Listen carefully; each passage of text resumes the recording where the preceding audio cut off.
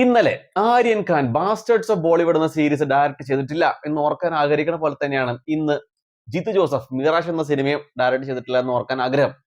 ഈ സിനിമയുടെ ലാസ്റ്റ് ഒരു ട്വിസ്റ്റ് ഉണ്ട്, അത് കൊള്ളാം. പക്ഷെ ബാക്കി മൊത്തത്തിൽ ഒരു പരമ ഓള സിനിമയായിട്ടാണ് എനിക്ക് അനുഭവപ്പെട്ടത്. ഇതൊരു ജിത്തു ജോസഫ് ത്രില്ലറായിട്ടേ തോന്നൂല, ഒരു ഡൂക്ലി സിനിമ. ചിലപ്പോൾ ബാക്ക് ടു ബാക്ക് കുറെ ട്വിസ്റ്റ് ആൻഡ് ടേൺസ് ഒക്കെ കാണുമ്പോൾ ശരിയാ, ഇതൊരു ജിത്തു ജോസഫ് ത്രില്ലറാണ് നമുക്ക് തോന്നുമായിരിക്കും. പക്ഷെ അല്ലാണ്ട് മൊത്തത്തിൽ തട്ടിക്കോട്ട് ഫീൽ ആയിരുന്നു കിട്ടിയത്. ദൃശ്യം 3 വരുമല്ലേ എന്ന് നമുക്ക് പെട്ടെന്ന് ഒരു സിനിമ ഉണ്ടാക്കാം എന്ന് വിചാരിച്ച് ഉണ്ടാക്കിയ ഒരു പടം പോലെ. 2.5 മണിക്കൂർ പടത്തില് കുറച്ച് എൻഗേജിങ് മൊമെന്റ്സ് ഉണ്ട്, പിന്നെ 5-6 ട്വിസ്റ്റ് ആൻഡ് ടേൺസിൽ 2-3 വർക്കായി എന്ന് വേണമെങ്കിൽ പറയാം. അവിടെയൊക്കെ കുറച്ച് എൻഗേജിങ് ഫാക്ടർ ഉണ്ട്. പക്ഷെ ബാക്കി മൊത്ത നിമിഷം നമ്മൾ ഇങ്ങനെ ബോറടിച്ചിരിക്കും. പ്രത്യേകിച്ച് ഒരു കണ്ടന്റ് ഇല്ല ഈ ഒരു സിനിമയുടെ അകത്ത്. ഇതിനകത്തൊരു തമിഴൻ ക്യാരക്ടർ ഉണ്ട് കേട്ടോ. ഒയ്യോ, ഫസ്റ്റ് ഹാഫിൽ അങ്ങേര് വൻ ശല്യമായിരുന്നു. വൻ ശല്യം എന്ന് വെച്ചാൽ അമ്മാതിരി ശല്യം. കണ്ടു കഴിഞ്ഞാൽ നമുക്ക് തന്നെ ഒരെണ്ണം പൊട്ടിക്കുന്നു തോന്നും. ആ സീക്വൻസുകൾ പോലും ഭയങ്കര ലോക്കലായിട്ട് എടുത്തു വെച്ചിരിക്കുന്നത്. സെക്കൻഡ് ഹാഫിൽ ഏതായാലും ആ ഒരു ക്യാരക്ടറിന്റെ ഇൻവോൾവ്മെന്റ് വളരെ കുറവായിരുന്നു. അതന്നെ ഏറ്റവും വലിയ ആശ്വാസം. എനിക്ക് തോന്നുന്നത് എഴുതുന്ന സമയത്ത് ജിതു ജോസഫിനും ആ റൈറ്ററിനും തോന്നിയിട്ടുണ്ടാവും, ഇങ്ങനെ നമ്മൾ കുറച്ച് കൂടുതൽ എഴുതുന്നുണ്ടല്ലോ എന്ന കുറച്ചേക്കാന്ന്. ഏതായാലും അത് വളരെ നല്ലൊരു തീരുമാനമായിട്ട് തന്നെയാണ് എനിക്ക് തോന്നിയത്. പിന്നെ ഇതിനകത്ത് വേറൊരു സീക്വൻസിൽ ഒരു സീൻ വെളിച്ചത്തിലാട്ടോ, ഉച്ചയോ വൈകുന്നേരം എങ്ങാണ്ടാണെന്ന് തോന്നുന്നു. ഒറ്റയടി കട്ട് ചെയ്തത് രാത്രിയാവും ഒരു കാറിനകത്ത്.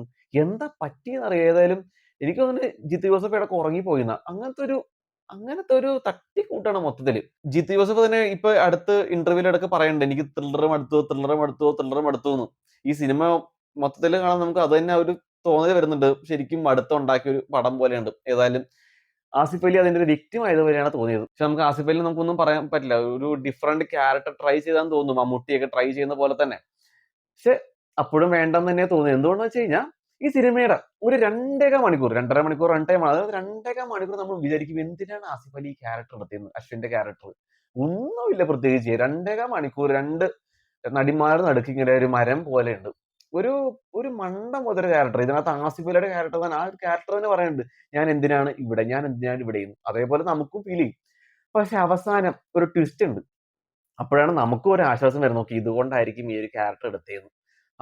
അതും കൂടി ഇല്ലായിരുന്നെങ്കിൽ ശരിക്കും സങ്കടമായതിന്. ഒരു ഫാൻ എന്ന രീതിയിൽ ശരിക്കും സങ്കടമായതിന്. ബിക്കോസ് കഴിഞ്ഞ വർഷം അമ്മാതിരി പടങ്ങളായിരുന്നു ചൂസ് ചെയ്തത്. ഏതായാലും ഇനി ബെറ്റർ ക്യാരക്ടേഴ്സും ബെറ്റർ സിനിമകളും ചൂസ് ചെയ്യുന്നത് തന്നെ പ്രതീക്ഷിക്കുന്നു. ഏതായാലും ഈ സിനിമയിൽ വളരെ വൃത്തിക്ക് തന്നെ പെർഫോം ചെയ്തിട്ടുണ്ട്. അത് ആസിഫിൽ നമുക്ക് പ്രതീക്ഷിക്കാവുന്നേ ഉള്ളൂ. പിന്നെ അപർണ ബാലമുരളി, ഹക്കീം ഷാജഹാൻ, ഹാന രജി, ദീപക് പറമ്പോൾ എല്ലാവരും വളരെ ഡീസന്റ് ആയിട്ട് ചെയ്തിട്ടുണ്ട്. പിന്നെ ഇതിനകത്ത് അനന്തു എന്നൊരു ക്യാരക്ടർ ഉണ്ട് കേട്ടോ. ആ ക്യാരക്ടർ ഏതായാലും പുതിയ മുഖമാണെന്ന് തോന്നുന്നു. ഏതായാലും ആ ക്യാരക്ടറിന് വലിയ അഭിനയിക്കാൻ അറിയുന്നത് മനസ്സിലായി. എല്ലാ സീനിലും ഒരു ഒരു ആക്ടിങ് ഉണ്ട്, അത് മാത്രമേ ചെയ്തുള്ളൂ. ഏതായാലും ആ ഒരു ക്യാരക്ടറിനെ വേറെ ഏതെങ്കിലും ആക്ടറിനെ ചൂസ് ചെയ്യായിരുന്നു എനിക്ക് തോന്നിയായിരുന്നു. ഫസ്റ്റ് ഹാഫ് ഒരു ആറ്റം ബോംബ് ആണെങ്കിൽ സെക്കൻഡ് ഹാഫ് സ്ലൈറ്റ്ലി ബെറ്റർ ആണ്. ഒരു ബോംബ് എന്നാണ് വേണമെങ്കിലും പറയാം. ബിക്കോസ് കുറച്ചെങ്കിലും നമുക്ക് കണ്ടിരിക്കാൻ പറ്റും. പിന്നെ എനിക്ക് വേറെ തോന്നിയത് ജിത്തു ജോസഫ് സിനിമാറ്റോഗ്രാഫറെ മാറ്റാൻ സമയമായി എന്നാണ്. ബിക്കോസ് മൊത്തത്തിൽ ഒരു സീരിയൽ മേക്കിംഗ്, ഒരു ലോ ക്വാളിറ്റി മേക്കിംഗ് ഫീൽ എവിടേക്കൊക്കെയോ തരുന്നുണ്ട്. കുറേ വിഷ്വൽസിലൊക്കെ കുറേ സീനൊക്കെ അങ്ങനെയാണ് എടുത്തു വെച്ചിരിക്കുന്നത്.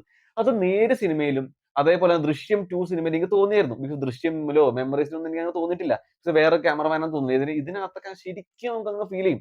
ദൃശ്യം 2യുടെ ഫസ്റ്റ് ഹാഫ്, പിന്നെ നേരിന്റെ സ്റ്റാർട്ടിങ് പോർഷൻസ് ഒക്കെ.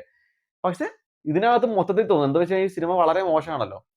അവിടെ ഈ ദൃശ്യം 2 ആണെങ്കിലും നേരിലൊക്കെ ആണെങ്കിലും അത്യാവശ്യം എൻഗേജിങ് ഉള്ള നല്ലൊരു സംഭവം ഉള്ളതുകൊണ്ട് നമുക്ക് അങ്ങനത്തെ ഒരു ഫീൽ വരില്ല. ഇതിനകത്ത് മൊത്തത്തിൽ ലോ ക്വാളിറ്റി ഒരു അനുഭവം കിട്ടിയായിരുന്നു. പിന്നെ വിഷ്ണു ശ്യാമിന്റെ മ്യൂസിക് അതൊരു സേവിങ് ഗ്രേസ് തന്നെയായിരുന്നു. ആ ഒരു മ്യൂസിക് ഒക്കെയാണ്, ആ ഒരു സ്കോറിംഗ് ആണ് കുറെ ഇടത്തൊക്കെ നമുക്ക് ആ ഒരു പഞ്ച് ഫീൽ ചെയ്യുന്നുണ്ടെങ്കിൽ തോന്നുന്നുണ്ടെങ്കിൽ അത് വിഷ്ണു ശ്യാമിന്റെ മ്യൂസിക് തന്നെയായിരിക്കും. എഡിറ്റിങ്ങും വലിയ കാര്യമായിട്ട് തന്നെ വലിയ പണി എടുത്തിട്ടുള്ള തന്നെ എനിക്ക് തോന്നുന്നത്. അതേപോലെ എടുത്തു പറയേണ്ട ഒരു സാധനമുണ്ട് ഇതിനകത്ത്, ആക്ഷൻ സീക്വൻസസ്. ജംഗിളിലെ ആക്ഷൻ സീക്വൻസ് ആണെങ്കിലും അതേപോലെ ക്ലൈമാക്സിലെ ആക്ഷൻ സീക്വൻസ് ഉണ്ട്. അതൊക്കെ ഭയങ്കര റിയലിസ്റ്റിക് ആയിട്ട്, ഭയങ്കര നാച്ചുറൽ ആയിട്ട്, ഭയങ്കര ബിലീവബിൾ ആയിട്ട് എടുത്തു വെച്ചിരിക്കുന്നത്. അതിനകത്ത് ഓരോ ആക്ടേഴ്സ്, ആസിഫ് അലി ആയിക്കോട്ടെ, അപർണ ബാലമുരളി ആയിക്കോട്ടെ, ഇതിനകത്ത് ഇവരൊക്കെ ചെയ്തിരിക്കുന്ന ആക്ഷൻ നമുക്ക് ശരിക്കും അവർ എഫേർട്ട് ഇട്ട് പണിയെടുത്ത് ആക്ഷൻ ചെയ്ത് നമുക്ക് മനസ്സിലാവും. അത്രയും നമുക്ക് കണക്ട് ആവും ഇതിനകത്ത് ആക്ഷൻ സീക്വൻസസ്. നമ്മൾ കഷ്ടപ്പാട് നമുക്ക് ശരിക്കും ഫീൽ ചെയ്യും. അപ്പൊ ഇതിനകത്ത് ആക്ഷൻ സീക്വൻസ് ഒരു വലിയൊരു പ്ലസ് പോയിന്റ് തന്നെയാണ്, ഇതിനകത്ത് ട്വിസ്റ്റും ടേൺസും മ്യൂസിക്കിന്റെ കൂടെ. ഏതായാലും മിറാഷ് എന്ന സിനിമ ആ ഒരു പേര് പോലെ തന്നെ ജിത്തു ജോസഫിന്റെ ആ ഒരു ഫിൽമോഗ്രഫിയിൽ തന്നെ മാഞ്ഞു പോകുന്ന ഒരു സിനിമയാണെന്ന് എനിക്ക് തോന്നുന്നുണ്ട്. ഏതായാലും നിങ്ങൾ കണ്ടു നോക്കുക. അതിന്റെ നിങ്ങളുടെ അഭിപ്രായം കമന്റ്സിൽ ഇടുക.